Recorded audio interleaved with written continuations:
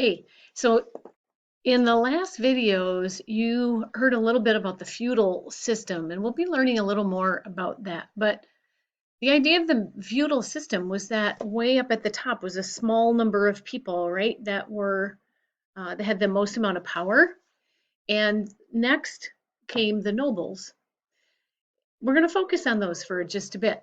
If you were a noblewoman,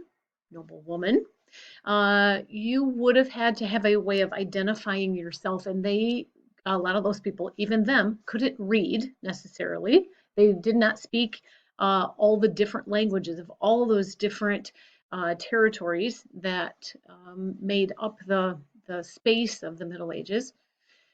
So one of the ways that they identified themselves was this thing that has come to be known as a coat of arms.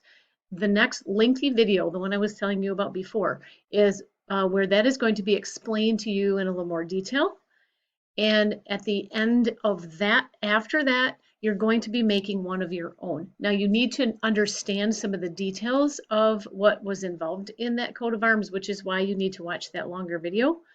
Do that and then take a look at the assignment after that. That's the piece that I am going to get from you later this week. I can't wait to see what kind of symbolism you come up with to identify yourself, your beliefs, the heart of who you are.